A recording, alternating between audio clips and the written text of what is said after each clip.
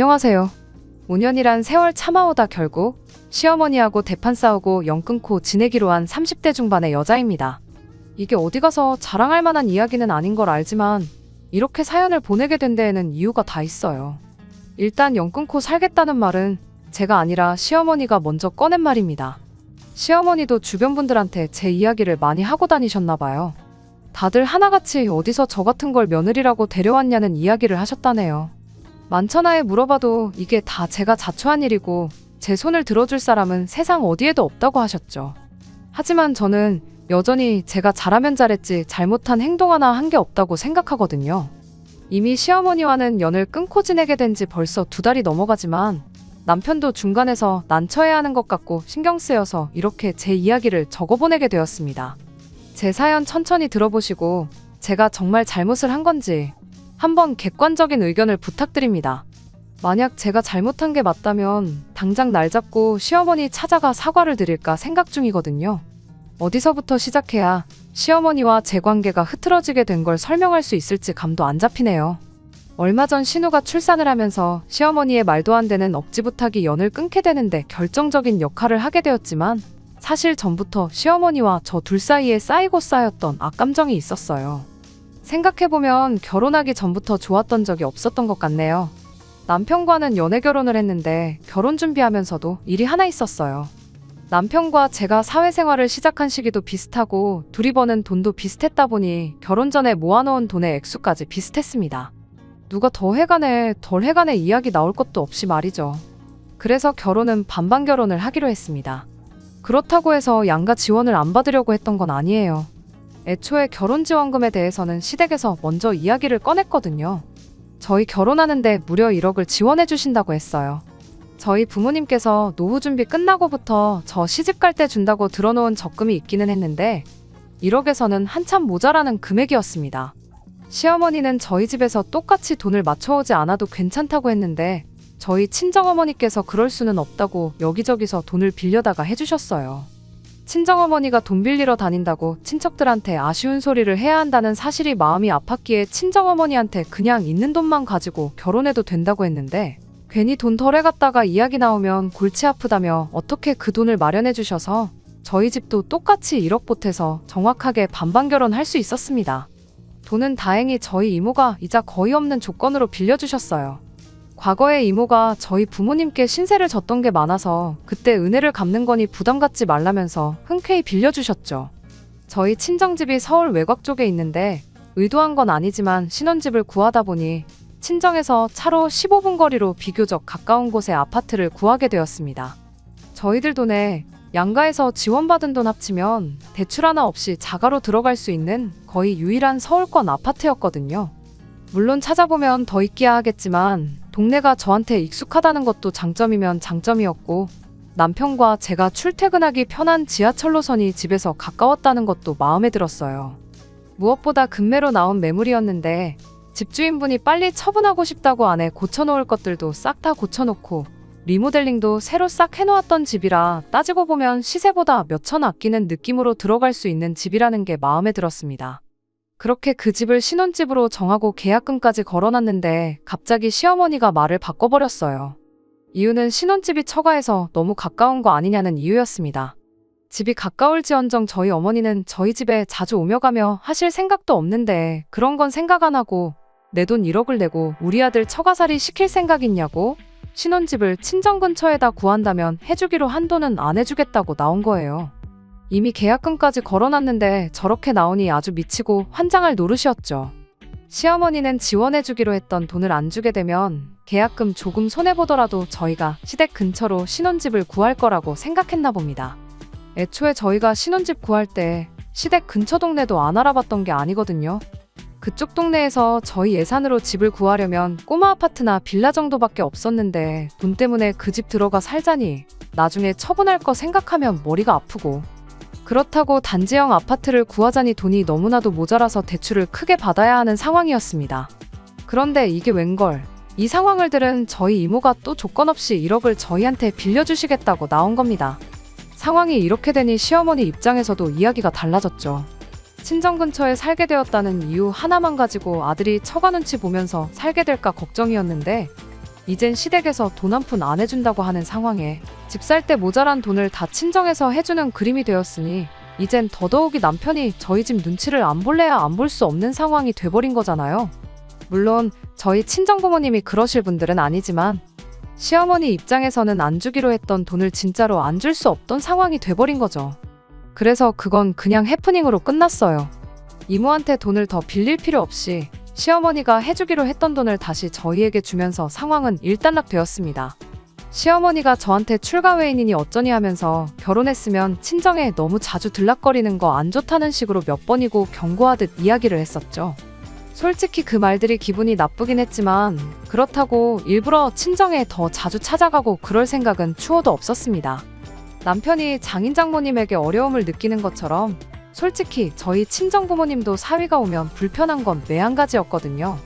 괜히 너네 오면 밥도 해야 되고 집도 치워야 되고 이것저것 신경 쓸 게 많으니 가깝다고 찾아오지 말라고 당부를 하셨거든요.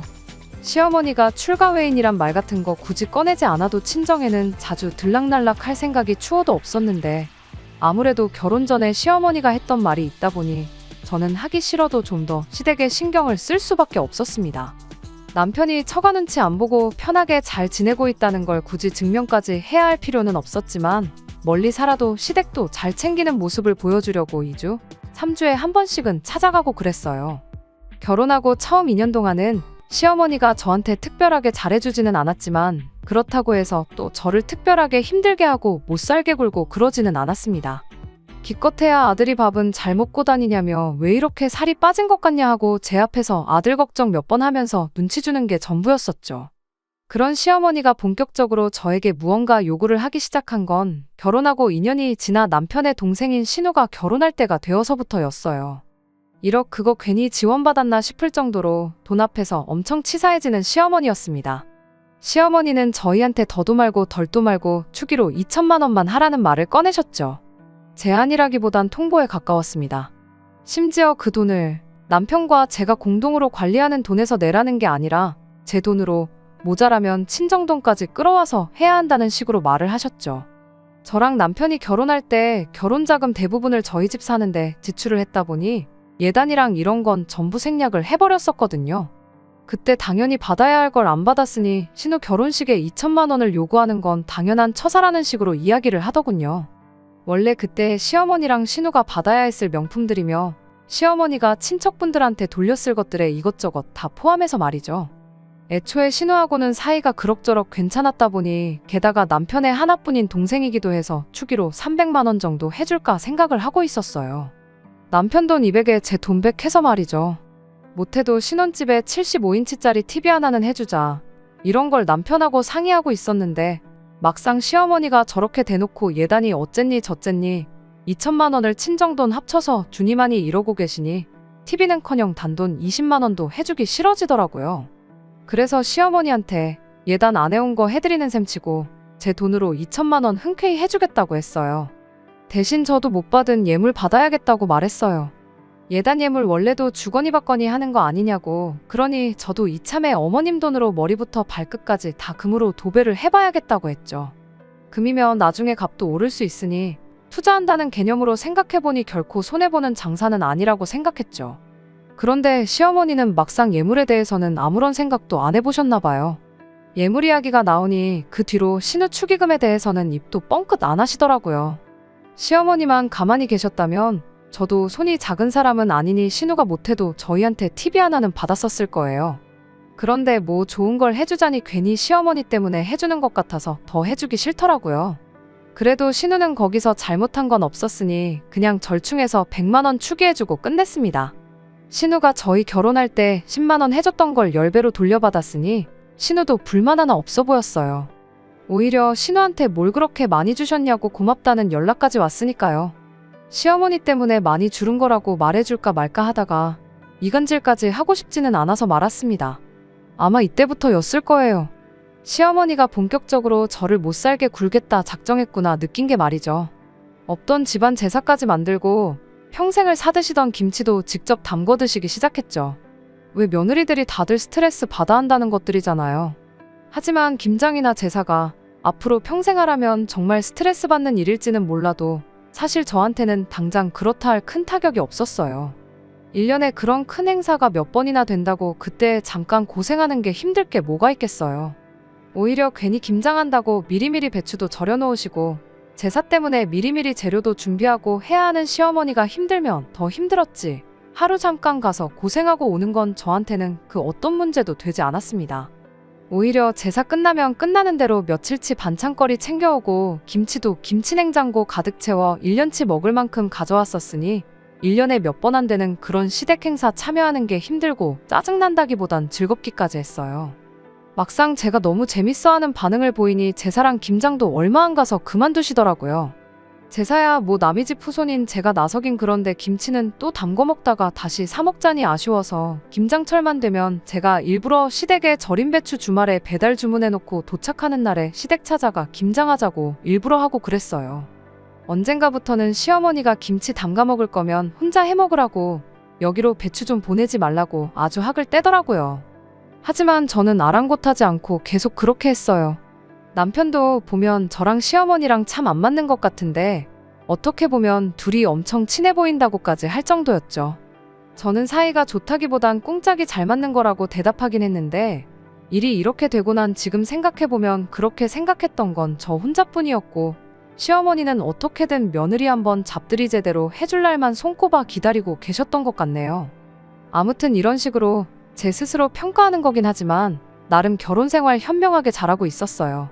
저랑 남편 관계도 더할 나위 없이 좋았죠. 하지만 고민거리가 하나 있었는데 도무지 아이가 생기지 않는다는 사실이었습니다. 사실상 집에 갚을 대출이 남은 것도 아니었으니 아이는 아무 때고 가져도 상관이 없었거든요. 일부는 체력이 모자라서 그런 걸 수도 있으니 직장 그만두고 마음 편히 준비하면 아이가 생길 거라는 의견도 있었어요. 경제적으로 모자랄 것 없던 상황이긴 했지만 막상 또 돈 생각하니까 외벌이는 하기 싫었고요. 그러다 생각한 게 아예 제가 재택근무가 가능한 직종으로 일을 배워보면 어떨까 싶더라고요. 재택근무를 한다고 일이 절대 편한 건 아니지만 그래도 육아와 일을 동시에 병행할 수 있으니 맞벌이 유지하면서 아이 갖기엔 정말 최적의 조건이라고 생각했습니다. 그 결심이 들자마자 직장을 그만두고 나오게 되었고 아무튼 그렇게 저는 코딩 쪽 관련해서 공부를 시작했어요. 듣자 하니 이쪽 분야가 그나마 프리랜서로 하는 사람도 많다고 하고 취직률도 좋으니 여차하면 다시 취직도 할 수 있겠다는 생각이었거든요. 그러던 중에 저희 결혼할 때 돈을 빌려주신 저희 이모의 개인적인 사정으로 인해 돈을 조금 급하게 갚아줘야 하는 상황이 생기게 되었습니다. 이모가 장사를 하고 계셨는데 코로나 겪으면서 가게 2개가 동시에 문을 닫아버리는 바람에 상황이 많이 어려웠었거든요. 아무튼 그때는 정말이지 회사 그만두고 공부를 시작한 게 참으로 후회가 되더군요. 돈을 저희가 갚는 게 아니고 저희 친정부모님이 이모한테 갚아야 하긴 했지만 순식간에 목돈이 나가게 생겼으니 제가 조금이나마 보태드리고 차라리 친정부모님이 저한테 돈을 돌려주는 식으로 하면 참 좋겠다 싶었어요. 그런데 제가 코딩 부트캠프 수료를 위해 직장을 그만두어 있던 상태다 보니 섣불리 친정에 목돈을 내어주자는 말을 남편에게 꺼내기는 어려운 상황이었어요. 제가 따로 모아놓은 돈을 가지고 조금씩 친정 도와주는 거 말고는 할 수 있는 게 없었죠. 그러던 중에 하루는 시어머니한테서 연락이 왔습니다.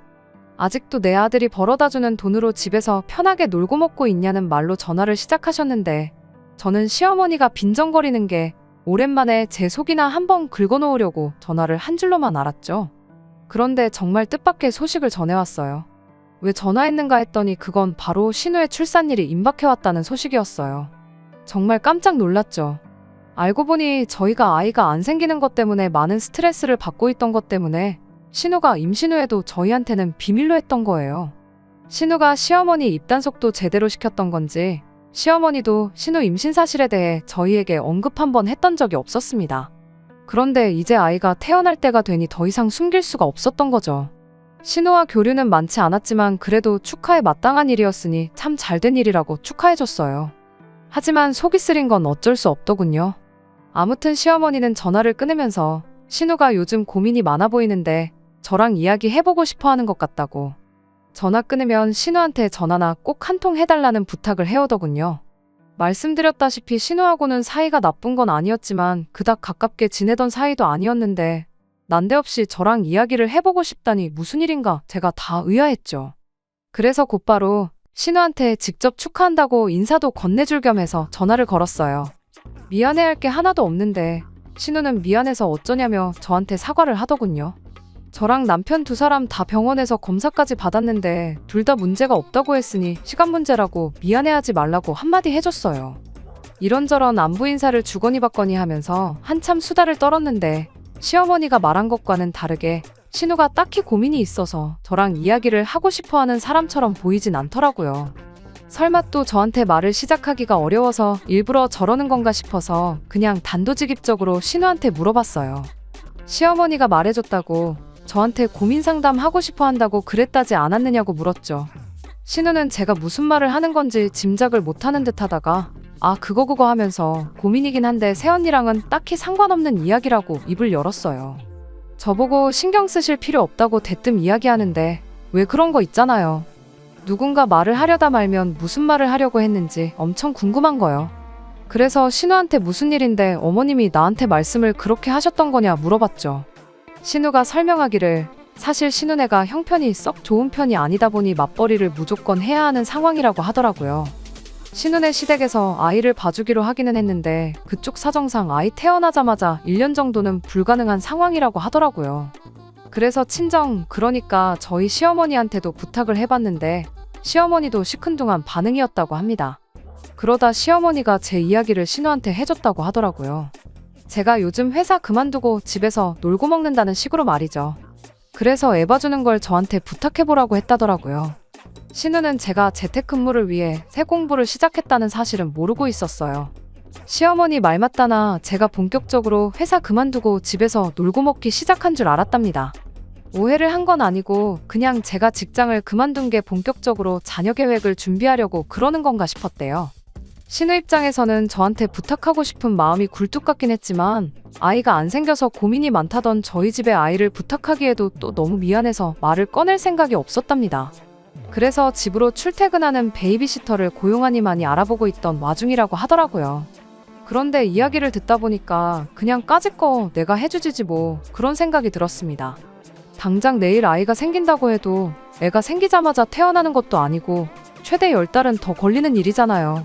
무엇보다 사실 제가 아이를 봐주겠다는 생각을 갖게 만든 건 친정부모님이 이모에게 갚아야 할 돈 때문이었습니다. 제가 직장을 계속 다니고 있었더라면 신우도 저한테 부탁조차 안 했을 테지만 지금은 이야기가 다르잖아요. 당장 돈 주고 사람 구해서 쓸 생각이면 내가 가족 할인 해줘서 돈 조금 덜 받고 봐주자 하는 생각이 들었어요. 그러면 저도 월 고정 수입이 생기는 거니 그 돈으로 조금이나마 친정어머니랑 이모를 도와줄 수 있으니까요. 제가 급전이 필요한 상황에 신우도 아이 봐줄 사람이 필요했으니 이거야말로 신우 좋고 옳게 좋은 일 아니겠냐 싶대요. 아니나 다를까 신우도 너무 잘 됐다며 좋아하더라고요. 신우 입장에서도 모르는 사람보다는 그래도 가족이 아이를 돌봐주는 걸 선호할 테니까 말이죠. 비용도 상대적으로 저렴하게 할 수 있었으니까요.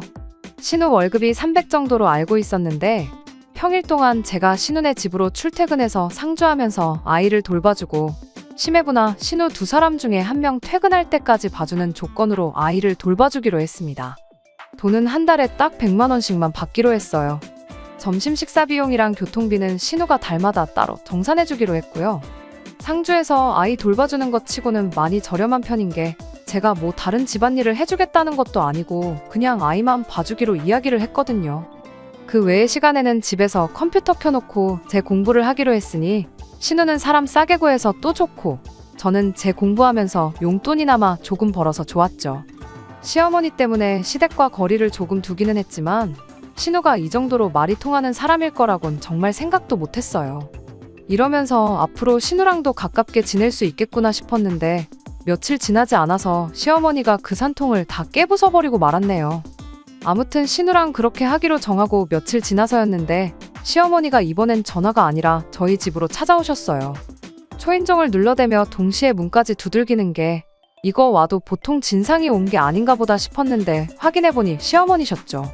시어머니는 집에 들어오자마자 다짜고짜 저한테 왜 내 딸한테 돈을 받냐며 한 소리를 하더라고요.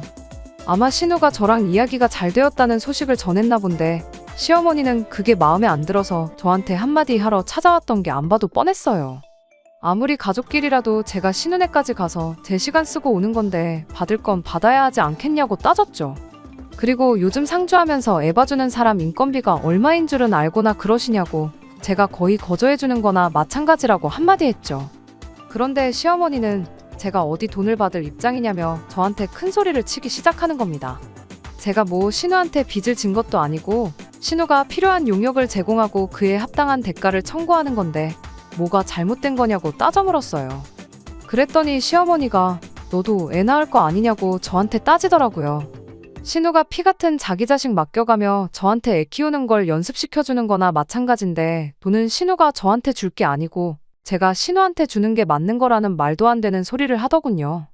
업체에서 소개시켜주는 베이비시터분들은 전문가니 그만큼 돈을 주고 쓰는 게 맞는데 저 같은 경우에는 애를 키워본 적이 있는 것도 아니지 않냐며 돈을 받으면 받았지 하등 그 돈을 주고 쓸 이유가 없다고 하는 겁니다. 이걸 가지고 계속 왈가왈부하는 것도 우스운 것 같아서 그냥 저도 쉽게 포기했어요. 알겠다고 그럼 당장 신우한테 전화해서 어머님 때문에 애 돌봐주는 건 못하게 될 것 같다고 연락을 하겠다 했죠. 그랬더니 시어머니가 그러지 말고 처음 한 2달 정도는 같이 가서 애 키우는 방법을 저한테 알려주겠다고 하더군요. 그리고 그 레슨비로 저한테 1,000만 원을 받아야겠다고 하더라고요. 그러니까 어머님 말은 지금 제가 어머님한테는 애 키우는 법을 1,000만 원을 내고 배워야 하고 아가씨한테는 애 키우는 연습을 시켜줬으니 한 달에 100만 원씩 신우한테 고맙다고 사례금을 줘야 한다는 말씀이시냐 물었더니 자신만만하게 그렇다고 하시더군요.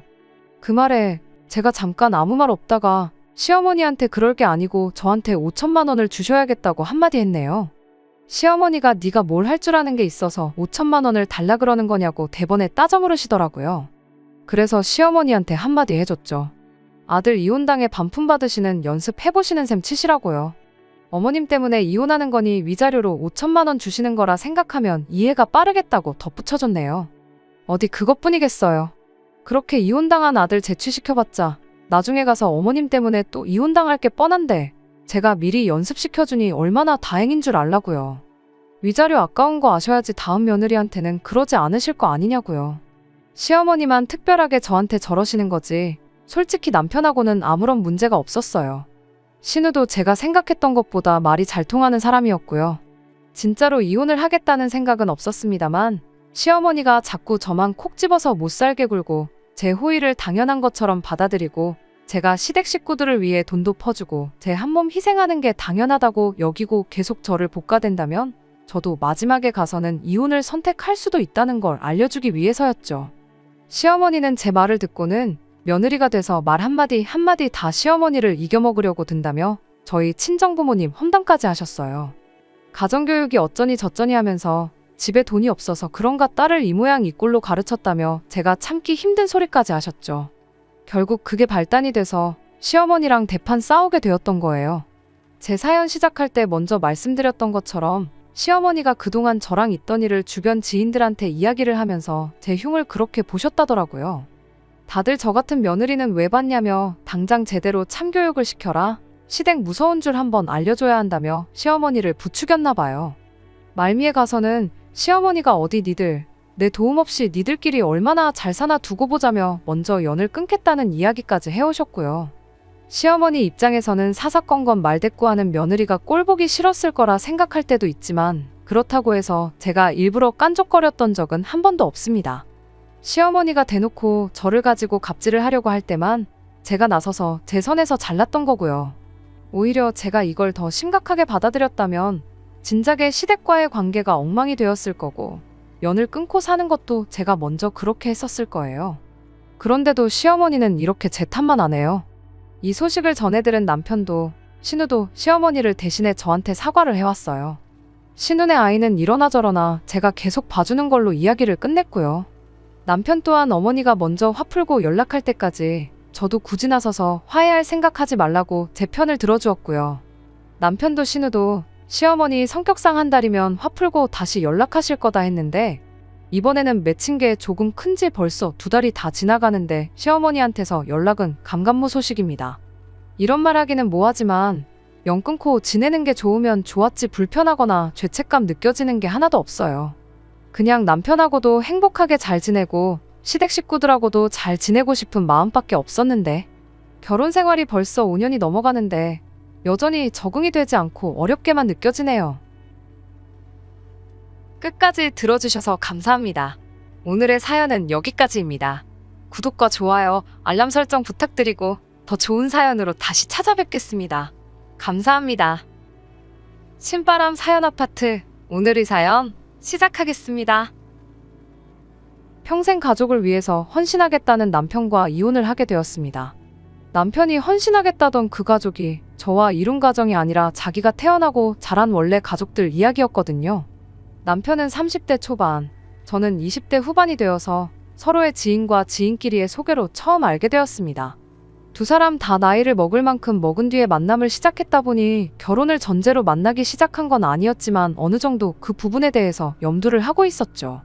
남편은 감성적인 것보다는 현실적인 생각을 많이 하는 사람이었어요. 둘이서 영화를 같이 한 편 보더라도 저는 장면 괜찮았던 부분을 이야기하는 반면 남편은 왜 등장인물들이 거기서 그런 행동들을 했는지 도무지 이해가 가질 않는다고 할 정도로 같은 사물을 두고도 보는 시각이 다른 사람이었죠. 처음엔 서로 다른 그런 성격이 결혼을 하고 나면 분명히 시너지 효과가 날 것이라고 생각했습니다. 손해보는 것도 지독하게 싫어하는 그런 칼 같은 성격이 저한테는 없는 장점이라고 생각했어요. 연애하면서도 은연중에 서로의 결혼관 이야기를 나눌 때가 많았고 그렇게 서로 결혼 생각을 하고 있다는 걸 깨닫게 되었을 때쯤 남편이 저한테 제안을 하나 해왔어요. 원래는 남편이 회사 근처에 방을 하나 얻어서 자취를 하고 있었는데 자기는 방을 빼고 부모님 집으로 들어갈 생각이라면서 말이죠. 저희가 결혼을 할지 안 할지는 모르지만 당장 앞으로의 미래를 생각하면 돈 한 푼이라도 아끼는 게 맞는 것 같다며 조금이라도 생활비를 줄여보자는 이유였습니다. 그리고 저한테도 가능하다면 부모님 집으로 들어가서 거기서 살면서 돈을 조금이나마 더 모아보라는 똑같은 제안을 해왔어요. 당장 출퇴근 힘든 것만 견디면 돈 얼마를 아낄 수 있지 않겠냐면서 말이죠. 연애 기간이 그렇게 길었던 편이 아니다 보니 남편이 모르고 있던 사실이 하나 있었죠. 제가 사회생활을 일찍 시작했기도 하고 무엇보다 저희 부모님 댁이 대중교통으로는 출퇴근이 아예 불가능한 지역에 있었다 보니 일찍이 중소기업 근로자 전세대출을 받아서 비교적 저렴한 비용으로 독립해서 살고 있었거든요. 그 사실을 그제서야 말해줬더니 남편이 대뜸 신혼살림은 그럼 그 집에 차리면 되겠다고 말을 꺼냈었어요. 그 전까지는 지나가는 말로 결혼에 대한 이야기를 나누었다면 신혼집이 해결되었다는 생각이 드니 곧바로 결혼 이야기를 꺼낸 거였죠. 그때만 해도 참 현실적인, 실로 남편다운 행동이라고 좋게 받아들였었죠. 요즘 반반 결혼이 추세라지만 어차피 신혼집으로 사용하기로 했던 제 집도 따지고 보면 전세의 대출도 남아있었다 보니 서로 돈을 합치는 것보단 생활비는 각출하고 각자 모아놓은 돈이나 버리는 각자가 운용하기로 정했습니다. 결혼할 당시에 남편이 모아놓은 돈은 1억 조금 넘는 정도였고 제가 모아놓은 돈은 보증금에 이것저것 다 합치면 8천 정도 되었었어요. 사실 그 돈이면 새로 신혼집을 구해도 무방했지만 당장 제가 내고 있던 대출이자보다 더 좋은 조건은 없었거든요. 그럴 바에 돈을 더 모으자는 취지였고 저도 그 말에는 따로 이견이 없었습니다. 그리고 결혼식 비용은 각자 정확하게 절반씩 쓰기로 했어요. 돈을 모으자는 공통된 목표가 있었으니 허례허식도 생략하고 결혼식도 간소하게 올렸죠. 대신 신혼여행만큼은 14박 15일로 길게 유럽 여행 다녀왔네요. 결혼하면서도 양가에 지원받은 건 일체 없었습니다. 굳이 꼽자면 결혼 후에 시댁이나 친정 다녀올 때마다 조금씩 얻어오던 반찬 정도들 밖에 없었어요. 제가 살고 있는 빌라가 가격에 비해 평수도 15평으로 혼자 살기엔 더없이 넓은 편이었고 방도 나름 2개나 되었기에 신혼집으로 한다면 못할 것도 없는 집이었습니다. 다만 치명적인 단점이 하나 있었는데 집에서 제일 가까운 지하철역이 걸어서 거의 20분 정도 걸리는 곳에 있다는 점이었습니다. 저한테는 아무런 문제가 없던 게 집 근처에서 회사 근처까지 가는 버스가 있었다 보니 그걸로 출퇴근을 했었고요. 집 근처에 지하철역까지 가는 버스가 있긴 했지만 배차 간격 때문에 시간 맞추기도 애매하고 불편하기는 매한가지였어요. 특히나 남편한테 있어서는 매 출근길 퇴근길이 전쟁이었죠. 또 회사에서 멀기는 엄청 멀어서 남편이 힘들어하던 게 눈에 보였어요. 결혼 처음에야 가족의 미래를 위해서는 지금 힘든 것쯤 일도 아니라면서 괜찮다고 했지만 그렇게 출퇴근을 2년째 하고 있으니 남편이 아주 아침마다 저녁마다 힘들어 죽겠다며 힘들단 소리를 하기 시작했거든요. 출퇴근하는데 하루에 왕복 3시간을 길에서 버리는 게 아깝다는 말도 서슴지 않았고요. 그 시간에 대리를 뛰면 얼마를 버네 어쩌네 하는 걸 보니 이 집에 신혼살림 차리자고 했던 건 남편 본인이지만 신경을 안 쓰려고 해도 신경이 쓰일 수밖에 없었죠. 그러던 중에 서울 외곽 쪽에 급매로 나온 한 소형 아파트 매물을 발견하게 되었어요. 저희 부모님께서 노후 때문에 이것저것 투자처를 알아보시다가 발견하신 매물이었어요. 지은 지 20년도 훨씬 넘은 실평수 12평짜리 소형 아파트에 여전히 위치도 외곽이다 보니 남편 회사에서는 멀었지만 가장 가까운 지하철역이 걸어서 5분도 안 되는 거리에 있었습니다. 거기에 노선도 저랑 남편이 회사 출퇴근하는데 환승도 할 필요가 없는 노선이었다 보니 당연히 관심이 갈 수밖에 없었어요. 결혼하고 나서 여지껏 모은 돈이 얼마나 되나 다시 계산을 해봤더니 1억은 좋게 넘길 수 있겠더라고요. 그 와중에 저희 부모님께서도 이자 빼고 원금만 받을 테니 5천만 원을 빌려주시겠다고 하셨죠. 거기에 주변 시세 대비 훨씬 저렴하게 나왔던지라 그 집을 놓치면 정말 후회하겠다는 생각이 들었습니다. 제가 1억을 모았으니 남편도 못해도 1억 2천은 모았겠다 싶어서 남편한테 이 사실을 이야기했죠. 우리 돈 합치고 친정에서 5천 빌려오고 모자란 거 대출 한 1억 정도만 받으면 전세 말고 자가로 아파트를 하나 살 수 있다고요. 출퇴근도 더 편해지고 지은 지 25년이 되었다 하니 조만간 재개발 소식도 있지 않겠냐고 이야기를 꺼냈는데 남편 반응이 제 기대와는 정반대였습니다. 오히려 우리가 돈이 어딨냐며 코웃음을 치더라고요. 친정에서 빌려주기로 한 돈은 제일 나중에 갚고 대출 먼저 갚으면 우리 월급에 못해도 한 5년이면 다 갚을 수 있지 않겠냐고 했더니 남편이 한다는 소리가 자기는 모아놓은 돈이 하나도 없다는 이야기를 꺼내더군요. 결혼 전에 모아놓았던 돈은 어디 갔냐고 물었더니 그 돈으로 투자를 했다는 겁니다. 1억으로 부동산 같은 걸 투자했을 리는 만무하고 기껏해야 주식 정도 했겠거니 싶어서 그 돈은 일단 빼고 우리 집부터 장만하면 어떻겠냐고 물어봤는데 남편이 그 돈은 뺄 수 있는 돈이 아니라고 하면서 자기 돈 1억을 벌써 시어머니랑 신우가 시작한 식당에 지분 투자를 했다고 하더라고요. 그런 큰 결정을 왜 나한테 말도 없이 했느냐고 따졌더니 각자 돈은 알아서 관리하기로 하지 않았냐는 소리를 하는 거예요. 저는 남편에게 지분 투자를 했다고 했는데 그럼 매달 얼마씩 받기로 한 거냐고 물어봤습니다. 그럼 그 돈으로 대출이자를 충당한다 생각하고 대출액을 늘리면 되겠거니 싶었거든요. 그런데 남편이 당당하게 빵원이라고 대답을 하더라고요. 이제 막 오픈한 지 얼마 안 되었는데 열자마자 어떻게 정산을 받겠냐고 하더라고요. 장사가 궤도에 오르고 손익분기점 넘어야지 그때부터 정산을 받는 건데 그런 기본적인 것도 모르냐면서 말이죠. 물어보니 숨기는 거 없이 다 대답해주긴 했지만 전말을 듣고 나니 정말 어이가 없어서 말도 안 나왔어요. 알고 보니 신우와 시어머니는 가게 차리는데 얼마 내지도 않았더라고요. 남편 돈이 다 들어갔고 신우 돈 조금에 시어머니 돈 조금 그리고 나머지는 다 대출이었다고 합니다. 손익분기점이라 함은 그 대출금을 다 갚고 난 이후부터가 될 거라고 하더라고요. 대신 그렇게 되면 자기 지분이 제일 높은 만큼 자기가 일을 하나도 안 해도 제일 큰 비율로 돈을 가져가게 될 것이라며 자신있게 말하더군요. 대충 달에 200 정도를 생각하고 있다나요? 각자 돈에 대해서는 서로 터치를 안 하기로 했지만 이렇게까지 상의 없이 돈을 써도 되나 싶더라고요. 만에 하나 그 돈이 묵여있는 동안 목돈 필요할 일 있으면 결국 저한테 손을 벌려야 할 수도 있는데 어느 정도 귀뜸은 해줘야 하는 거 아닌가 생각했습니다. 남편한테도 앞으로 그런 일 있으면 귀뜸은 해달라고 그리고 정산받기 시작하면 그때는 나한테도 통보를 해달라고 부탁했죠. 결국 그 금매로 나온 집은 다른 사람의 손에 들어가게 되었어요. 그 후로 며칠 동안은 이사가는 꿈도 꾸고 속이 쓰려서 잠도 제대로 못 자고 그랬습니다. 그렇게 1년이라는 시간이 지난 얼마 전이었습니다. 여전히 남편한테서는 정산을 받기 시작했다는 소식에 대해서 듣지 못했어요. 솔직히 짜증났지만 저보다는 남편이 더 스트레스를 받고 있겠거니 싶어서 그 부분에 대해서는 저도 최대한 말을 안 하고 있었습니다. 그러던 중 뜬금없이 시어머니한테서 연락이 왔어요. 결혼하고 나서 시댁과 그다지 큰 교류가 없었거든요. 명절 포함해서 1년에 대여섯 번 찾아뵙는 정도였고 시댁에서 반찬 얻어오는 것 포함해서 시댁과 관련된 일은 남편이 혼자 알아서 하고 있었기에 무슨 일로 연락을 다 하셨나 싶었어요. 전화를 받자마자 시어머니는 대충 형식적인 안부만 묻고는 다짜고짜 요즘 힘들어 죽겠다는 이야기를 꺼내왔어요. 시어머니가 가게를 차리고 나서 몇 달 지나지 않아 길 건너에 바로 똑같은 음식을 취급하는 식당이 생겼다고 합니다. 음식만만 보면 시어머니 가게가 월등히 좋다고 하는데 그쪽은 체인점이라 가게도 넓고 인테리어도 깔끔해서 그런가 그쪽으로 손님이 몰리고 있는 실정이라고 하더라고요. 저는 그때까지만 해도 남편 돈으로 가게를 차렸는데 정산을 못 해주고 있으니 미안해서 저한테 전화를 하셨구나 하고 생각했어요. 그래서 저도 힘내시라고 고생하시는 만큼 손님들도 알게 되지 않겠냐고 한마디 해드렸어요. 그런데 알고 보니 저한테 미안해서 전화를 한 것도 아니었고 그렇다고 제 응원 한마디 듣겠다고 전화했던 게 아니었습니다. 시어머니는 우리 아들 통해서 우리 가족들끼리 동업을 하고 있다는 사실은 이미 알고 있을 테니 길게 설명은 안 하겠다는 말을 꺼내더니 난데없이 저한테 저도 한 가족이니 동업을 할 수 있는 기회를 주겠다는 말을 꺼내는 겁니다. 그러면서 더도 말고 덜도 말고 딱 1억만 투자하라고 하더군요. 말했다시피 그 체인점을 이기려면 일단 당신 가게의 인테리어부터 여러모로 재투자를 해야 할 것 같다는 말을 꺼내더라고요.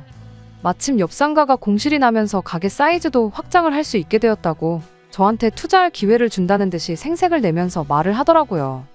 남편이 현실적인 성격이고 제가 감성적인 성격이긴 하지만 도무지 동의를 할 수가 없었습니다. 일단 음식 맛이 월등하다는 말부터가 손님들 입에서 나온 말이 아니라 시어머니가 당신 입으로 저한테 했던 말이었으니까요.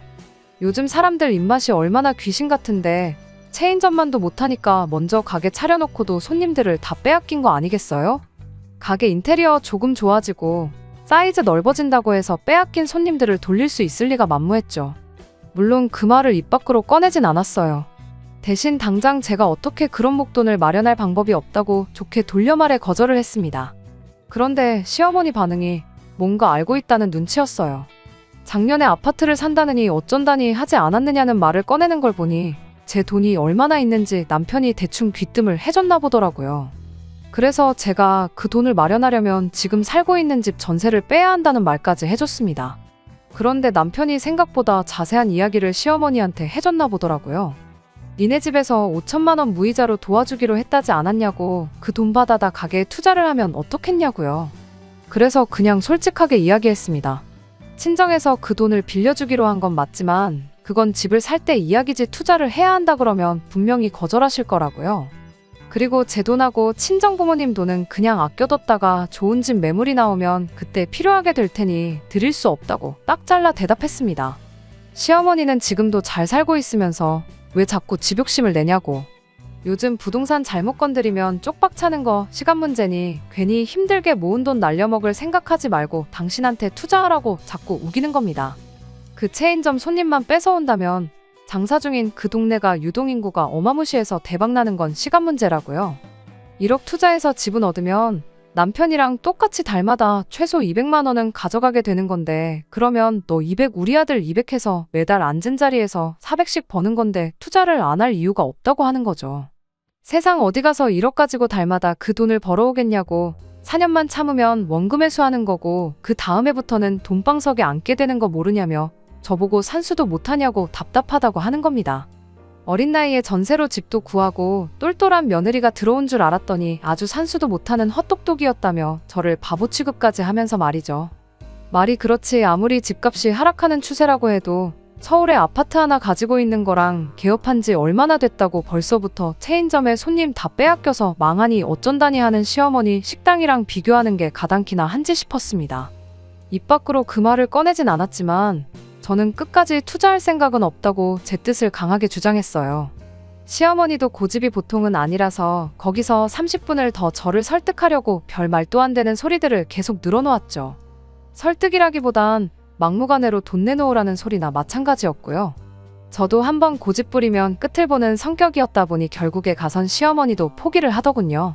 전화 끊으면서 조만간 우리 가게 대박나서 아들이 정상금 받게 되면 그 돈으로 옷 한 벌은커녕 껌 한 통도 사 먹을 생각하지 말라며 으름장까지 놓으면서 말이죠. 이 사실을 남편하고도 이야기했는데 남편은 대수롭지 않게 그러냐고 싫으면 안 하는 거지 뭘 그렇게 신경 쓰냐며 걱정 말라고 한마디 하고 말더라고요. 어쨌든 결혼 후 시어머니와 생긴 첫 갈등이다 보니 저는 제 나름대로 심각했기에 말만 그렇게 하지 말고 어떻게 좀 해달라고 말했더니 남편이 알겠다고 대답을 했죠. 그래서 저도 그냥 남편이 알아서 해결하게 두도록 하고 신경을 아예 쓰지로 않게 했습니다. 그런데 남편이 가져온 해결 방법이 참 가관이었어요. 그렇게 시어머니한테 투자 강요 전화를 받은 지 2달 정도 지났나 그 뒤로는 시댁에서 연락 한 통 따로 없었기에 그냥 이렇게 일단락 되는구나 싶었습니다. 남편 회사까지 교통이 엉망이기도 하고 거리도 멀다 보니 항상 남편이 저보다 못해도 1시간 반은 일찍 일어나 준비를 했었거든요. 그런데 사건이 터진 그날은 웬일인지 제가 일어났는데 남편이 아직도 쿨쿨 자고 있더라고요. 알람을 못 들었나 싶어서 제가 허겁지겁 깨웠는데 남편이 잠에 취해서는 짐 들어오는 것 때문에 오늘 출근 안 하기로 했다고 대답을 하더라고요. 짐이 들어온다길래 뭐 회사에 새로운 장비라도 들어오는 건가 싶었습니다. 저도 출근 준비하고 나가야 했기에 쉰다는 사람 굳이 깨울 필요가 뭐가 있나 싶어서 자는 남편 그대로 두고 출근을 했죠. 궁금해서 일하는 중 남편한테 전화 몇 통 해봤는데 모처럼 평일에 쉬는 날이라고 깊게 잠이라도 든 건지 전화를 받지 않더군요. 모든 사건의 전말을 알게 된 건 힘든 하루 마치고 퇴근해 집에 돌아오고 나서였습니다. 문을 열고 들어가자마자 집안 꼴이 말로 표현 못할 만큼 개판이더라고요. 남편이 혼자 집안 대청소라고 하고 있는 건가 싶기엔 옷방으로 쓰고 있는 방 앞쪽에 제 옷들이 지멋대로 널브러져 있는 게 청소를 하고 있는 것 같지는 않았어요. 그 와중에 옷방에서 그건 이쪽에다 놓으라는 시어머니 목소리가 들려오더라고요. 후다닥 옷방 쪽으로 가보니 남편이 낑낑대면서 시댁에서 봤던 시어머니 서랍장을 들어서 옮기고 있었어요. 혼자서는 힘에 부쳤는지 바닥 장판이 곳곳에 찢어진 흔적도 있더라고요. 제가 이게 다 어떻게 된 거냐고 물었더니 남편은 보면 모르냐고 대답하고 시어머니는 이게 다 제가 자초한 일이지 않느냐고 이렇게 됐으니 앞으로는 셋이 잘 살아보자고 가당치도 않는 소리를 하는 겁니다.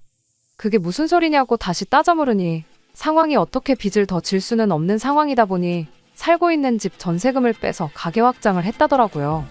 오갈 곳이 없어진 시어머니를 남편이 모시고 저희 집으로 온 거였고요. 그제서야 아침에 남편이 짐 들어오는 날이라고 회사를 왜 쉬었는지 이유를 알겠더라고요. 남편은 또 한 번 저한테 아무런 상의도 없이 혼자서 결정을 내린 겁니다. 시어머니는 뻔뻔하게 남편에게 월세는 매달 30만 원 정도만 내면 되겠다고 넓다더니 방도 아주 비좁고 볼품없다고 하더라고요. 정작 집주인인 저한테는 아무 말도 안 하고 있고 그 와중에 남편은 30 정도면 충분하겠다고 여름이랑 겨울에 냉난방비로 10,000원씩만 더 내시라 뭐 이딴 소리를 하고 있는 거예요. 그 와중에 또 시어머니가 한다는 소리가 그럴 게 아니고 당신이 넓은 거실을 대신 방처럼 써야겠다고 그리고 혼자 자취하는 신우를 불러다가 빈 방을 쓰게 하면 어떻겠냐는 제안을 하는 겁니다. 그래서 둘이 합쳐서 월세 딱 50만 원만 받으라고 말이죠. 그 와중에 남편은 또 좋다고 낄낄대더군요. 저는 아무 말 없이 옷방 앞에 널브러진 제 옷들을 주섬주섬 챙겨서 창고 한 구석에 고이 모셔놓았던 이민 가방 꺼내서 그 안에 쑤셔 넣었습니다. 처음 원룸 생활하다가 전세집으로 이사할 때 이사비 조금이나마 아껴보겠다고 중고로 15,000원 주고 구해놓은 이민 가방을 이런데 쓰게 될 줄은 몰랐죠. 그 외에도 가방에 빈틈이 없어서 더 안 들어갈 때까지 제 짐을 추려 넣었습니다. 남편이 뭐 하냐고 묻길래 정리는 미리미리 해놓아야 편하지 않겠냐고 대답을 해줬습니다. 남편은 저 말에 숨은 속뜻이 있었다는 걸 전혀 눈치 못 채고 제가 시어머니랑 같이 사는 걸 받아들이고 일 키우지 않게 숙이고 들어간 걸로 이해를 했나 보더군요. 방에 쫓아 들어와서 저한테 저라면 이해해줄 거라 믿고 있었다며 고맙다는 말을 해왔으니 말이죠. 잠들기 전에도 그래도 어머니한테 받기로 한 월세는 전부 저한테 주겠다는 소리까지 하더라고요. 그러면 저한테도 좋은 거 아니겠냐는 어이없는 소리를 하면서요. 그리고 어머니랑 동생 가게가 잘 되거든 정상금 나오면 뒤늦게라도 지분을 얻을 수 있게 이야기를 해주겠다는 겁니다. 어차피 대출이 있기 때문에 그걸 제 돈으로 갚고 그만큼 제 지분을 포함하면 되는 거라 아니겠냐면서요. 세상에 제가 월세로 받는 30만 원이 아쉬워서 혹은 앞으로 받을지 못 받을지도 모를 달 200만 원 때문에 이런 식으로 합가를 허락했다고 생각했던 걸까요? 정말 우습지도 않더군요. 그렇게 일주일을 더 지냈는데 시어머니가 엄청 흡족해하는 눈치더군요. 이럴 줄 알았으면 진작에 집부터 팔아버리고 이 집 들어와 사는 건데 하면서 며느리가 있으니 편해서 너무 좋다고 하더군요. 그도 그럴 게 오셔서 집안일 같은 거 도와주시기는커녕 일 때문에 바쁘다고 당신 빨래까지 저한테 시키시고 심지어 하루 종일 일하고 온 저한테 가게에서 손님들한테 서비스로 나갈 만두까지 빚으라고 시켰거든요. 제가 아무 계획도 없이 이 상황을 당하고만 있던 건 아니었어요. 적당한 날을 기다리고 있었는데 하늘이 도운 건지 못해도 한 달은 있어야겠다 싶었는데 일주일 만에 기회가 찾아왔습니다. 평소 때처럼 아침에 일어나니 남편은 평소처럼 일찍 일어나서 출근을 했더군요. 시어머니는 제가 일어나는 걸 보고는 아침밥부터 찾으시길래 군말 안 하고 즉석밥 하나 데워서 냉장고에 있는 거 대충 꺼내서 드렸어요. 앞으로 일어날 일을 생각하면 이 정도쯤은 해줘야 계획에 차질이 없겠다 싶었거든요. 시어머니가 식사하는 동안 저는 출근 준비를 하고 있었는데 그때 마침 딱 시어머니가 가게 일 때문에 일찍 신우랑 어디 좀 다녀와야 된다며 집을 비우셨죠. 시어머니가 장사 때문에 항상 저 출근할 때까지도 집에 계셔서 마땅한 타이밍을 못 잡았는데 정말 운 좋게 그날 바로 기회가 찾아온 거죠. 시어머니 나가는 거 확인하자마자 회사에 전화해 출근 좀 늦게 하겠다고 사정을 설명하고 곧바로 작업에 들어갔어요. 근처에서 대학교 다니고 있는 사촌동생한테 곧바로 전화해서 수고비로 100만 원 줄 테니까 힘 잘 쓰는 친구들 몇 명 데리고 저희 집으로 좀 오라고 했어요. 아침이었는데도 100만 원 준다고 했더니 정말 1시간도 안 돼서 힘 꽤나 쓸 것 같은 친구들 2명을 데리고 오더라고요. 용달차 하나 불러서 사촌동생 시켜서 제 집만 따로 빼놓고 시어머니랑 남편 짐은 거실 한가운데다가 좌르륵 다 빼놓았습니다.